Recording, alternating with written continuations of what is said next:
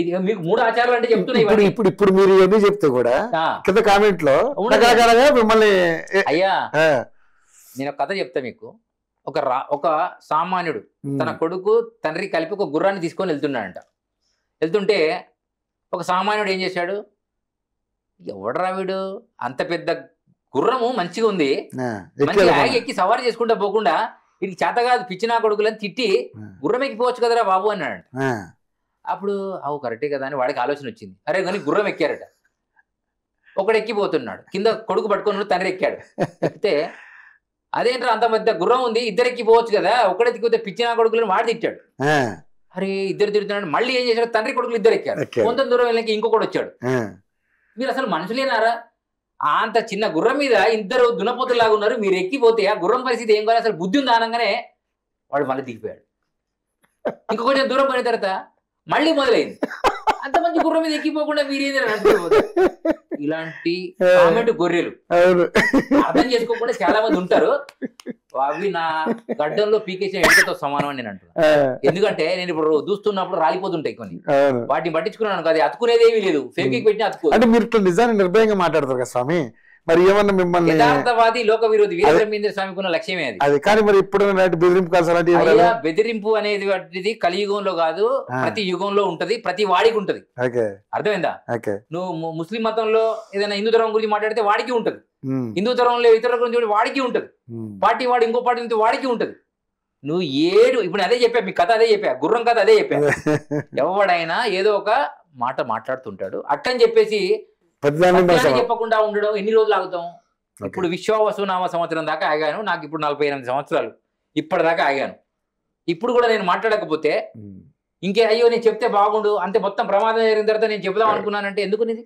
అందుకే వీరబ్రహ్మేంద్ర స్వామి వారు ఆనాడు కాలజ్ఞానాన్ని 350-400 సంవత్సరాల క్రితమే రాసి తాళపత్ర గ్రంథాలను గరివిరెడ్డి అచ్చమ్మ గారి ఇంట్లో చింతమాను మఠం కింద కొన్ని పత్రాలు దాచిపెట్టి, కొన్ని పత్రాలను వీరబ్రహ్మేంద్ర స్వామి కందిమల్లేపల్లి మఠంలో, కొన్ని బనగానుపల్లిలో, కొన్ని సిద్ధయ్య మఠంలో, కొన్ని హైదరాబాద్ శాలిబండ సుధా థియేటర్ ఆపోజిట్ లో ఉన్నటువంటి వీరభోగ వసంతరాయ మఠంలో ఒకటి, అలా ఇంకొక దగ్గర ఇంకొకటి, అలా చాలా గ్రంథాలను తాళపత్ర గ్రంథాలను పెట్టడం జరిగింది.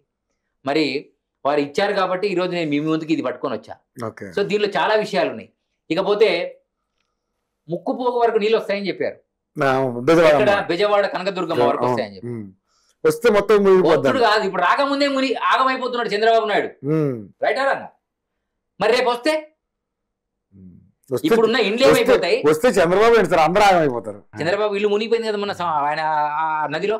నేనేమంటున్నానంటే ఇప్పుడు నాకు ఈ ఇళ్ళని మునిగిపోతే ఎవడి వాడు కట్టుకుంటాడు, అది వేరే సంగతి. కానీ ప్రజల సొమ్ముతో కట్టేటువంటి సెక్రటరేట్ రేపు పొద్దుగాల అమరావతి కనుక మునిగిపోతే దానిలో ఉన్న ఒరిజినల్ డాటా ఫైల్స్ అని ఏమైపోవాలి?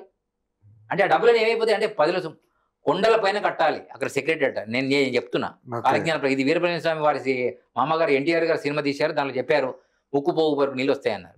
ముక్కుపోగు అంటే ఎంత? 2 తాడి చెట్ల హైట్ నీళ్లు, తాడి చెట్ల పైకి తాబేలు ఎక్కుతుంది అన్నాడు, వస్తాయి. మరి అది ఎవరికి వచ్చినా, ఎవరికి అర్థం కాకపోయినా అర్థమైనా రావడం గ్యారెంటీ. మూసీ నది కాలువ వస్తే పుప్పగిపోతుంది అన్నాడు, నిజామా టైంలో వచ్చింది. ఇప్పుడు మళ్ళా మూసీ నది కాలువ పరిస్థితి కూడా మన వచ్చింది.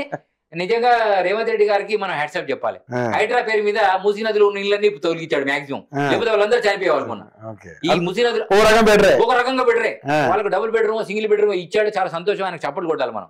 అంటే ఎవడైనా స్వార్థపరుడో నిస్వార్థపరుడో దొంగ వల్ల కూడా కొన్ని మంచి జరుగుతాయి. ఇప్పుడు బ్రిటిష్ వాడు రైల్వే పట్టాలు వేసుకున్నాడు ఈ దేశంలో ఉన్నటువంటి ధనాన్ని తొగలగొట్టడానికి. ఓ పడవల మీద వాస్కోడి గామా డబ్బులను దోసుకొని పోయాడు, కానీ పడవలు మిగిలిపోయాయి. కానీ రైల్వే పట్టాల పేరు బ్రిటిష్ వాడు వేసిన రైలు పట్టాలు మిగిలిపోయాయి. వాడి మీద మనం ఇప్పుడు పెద్ద పెద్ద రైళ్లు మనం తయారు చేసుకుంటున్నాం, వందే భారత్ ఎక్స్ప్రెస్ లాంటి రైళ్లను మనం తయారు చేసుకోగలుగుతున్నాం, రైటా కదా? సో కొంత వారి స్వార్థపరుల వల్ల కూడా కొన్ని మంచి జరుగుతాయి. సో వాటిని మనం వాడుకోవాలి. కానీ అలాంటిది ఇంకొక వ్యవస్థ ఉంది.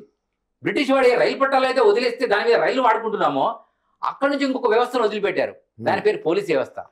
ఇప్పుడు మన వినాయక చవితిలో అమ్మవారి దగ్గర మన ఏ కార్యక్రమం జరిగినా ఇప్పుడు పర్మిషన్స్ వాళ్ళే మనకు అడగబడతాం. మీరు ఎక్కడున్నా మా దగ్గర పర్మిషన్ తీసుకోండి అంట. అరే రంజాన్ అయినప్పుడు అలీమా కేంద్రాలు పెడితే ఎవరికి పర్మిషన్ లేదు, వాడు ఫుల్ లైటింగ్ పెట్టి నడిపిస్తుంటే అడిగేటువంటి ఏ పోలీస్ వ్యవస్థలో ఏ శాంతి భద్రతల పరిరక్షణ కోసమే కదా స్వామి. నేనేమంటున్నా, వ్యంగ్యం కాదు నేను మాట్లాడేది. మీరు అలీమా పేరు మీద హింస జరుగుతుంటేనే దాని మీదనే మీకు పర్మిషన్స్ లేవు, రైట్ అని అడిగి రోడ్డు మీద పెడతారు. ఇది మీ ఆధ్యాత్మిక స్థితిని పెంపొందించుకోవడానికి పెట్టుకునేటువంటి కార్యక్రమంలో భాగంగా గణపతి అక్కడ స్టేజీ వేసిన తర్వాత ఏ డిపార్ట్మెంట్ ఏ పోలీస్ స్టేషన్ వ్యవధిలో ఉన్నాయో ఆ పోలీస్ స్టేషన్ లో అక్కడ కానిస్టేబుల్ వెళ్ళి అక్కడ ఎవరున్నారు ఏంటి అని వీరే వెళ్ళి ఎంక్వైరీ చేసుకొని తీసుకొని వస్తే సరిపోతుంది. కానీ ముందే పర్మిషన్ బ్రిటిష్ రూల్స్ ఇంకా రుద్దుతున్నారు. అది మన దురదృష్టం అంటున్నాను నేను. మీకు అర్థమవుతుందని చెప్పి ఆనాడు రాజు కాలంలో రక్షక భట వ్యవస్థ ఉండే, ఆ సైనిక వ్యవస్థ ఉండే, అదే సైనిక వ్యవస్థ ఇప్పుడు ఈ రక్షక భట లేవని మనం అనుకుంటాం. లాండ్ ఆర్డర్ కాపాడాలంటే 2 పద్ధతులు ఉన్నాయి. 85% ఉన్న వాడి దగ్గర నువ్వు పర్మిషన్ అడుగుతున్నావు, అది తప్పు.